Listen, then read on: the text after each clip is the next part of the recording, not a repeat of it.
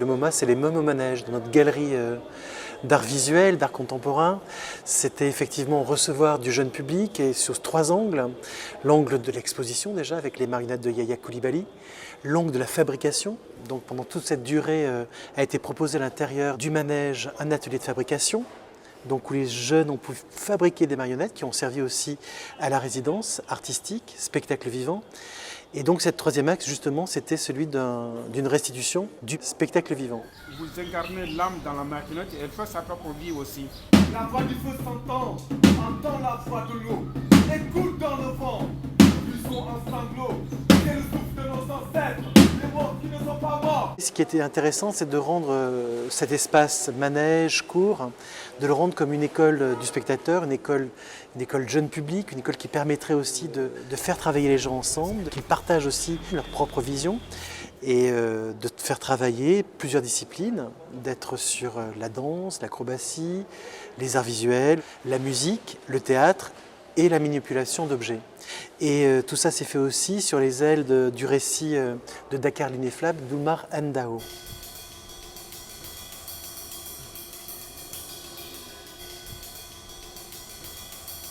Imagination Africa, c'est une structure qui est destinée à être un musée des enfants et qui existe depuis 2011. Dans le MoMA, nous avons organisé des ateliers, fait venir des scolaires et nous avons aussi installé tous les dispositifs qui permettent à l'exposition d'être interactive. Les enfants sont invités à manipuler, il y a un petit livret qui intègre aussi des informations en jouant. Le projet MoMA, ça intègre notre programme des marionnettes. C'est un programme qui va se dérouler sur 2 ans, donc on s'est associé avec la venue de Yaya Coulibaly, qui est un des artistes qui est invité sur le programme.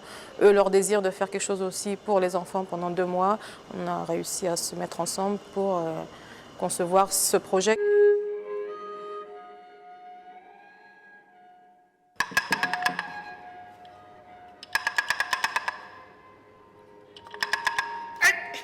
La marionnette qui n'a pas besoin de langue, la marionnette qui n'a pas besoin d'une coloration de couleurs, nous permet de nous identifier en fonction de la vie, mais en fonction aussi de la mise en commun, de fédérer les enfants de Adam et Ève, ne peut que nous amener l'esprit de paix.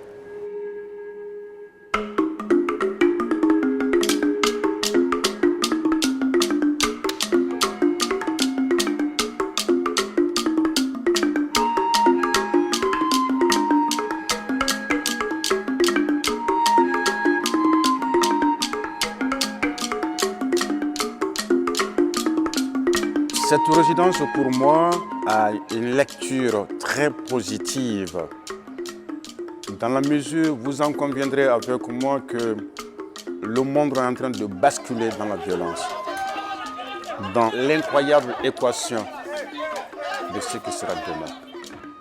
Et si on a le réflexe en ce moment de se mettre ensemble, de faire en sorte que demain soit, et en prenant appui sur l'intervention des enfants dans le domaine de l'initiation, de la conception, réalisation, fabrication, manipulation des marionnettes, je pense qu'on a reçu l'une des pages les plus glorieuses de ce XXIe siècle.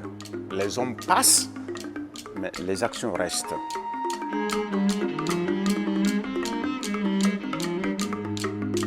Yadikol, dépêche-toi! Oui, grand-père.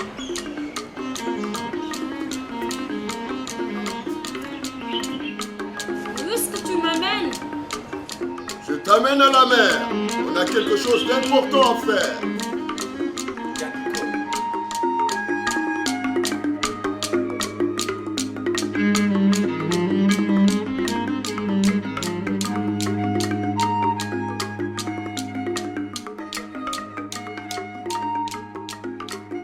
Pour ce travail, on a décidé d'abord de partir vraiment de zéro, d'abord de se rencontrer, de discuter de qu'est-ce qui aurait du sens de faire naître ici dans cette ville.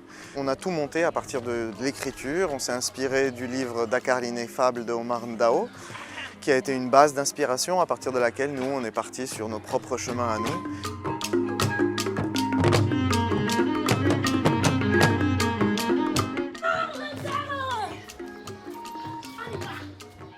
Dakar, cette ville qui s'écrit dans le désordre. Dakar, l'ineffable. Les enjeux étaient vraiment de partager différents outils de marionnettes, différents types de manipulations, différentes esthétiques, des petites marionnettes en sac, des masques habités, du théâtre d'objets, et comment un peu jongler entre le théâtre, le conte. On s'est baladé dans les rues de Dakar aussi pour chercher les objets qui allaient nous inspirer, qui avaient du sens par rapport au quotidien de cette ville. Karak, sacré cœur, sacré quartier, sacré Dakar. Et ils ont traversé toute la ville. L'équipe qui a été réunie pendant 15 après-midi, ils ont tous des expériences très diverses, peut-être même certains montent sur la scène pour la première fois, mais ils ont tous en commun cette démarche de travailler pour le développement de l'imaginaire, pour maintenir l'imaginaire des nouvelles générations en éveil et de travailler pour que les expressions artistiques soient un moyen pour développer la curiosité, développer la pensée et le fait de vivre ensemble et de se rassembler. Et là, sur le phare du Mamel, il regarde, et voilà.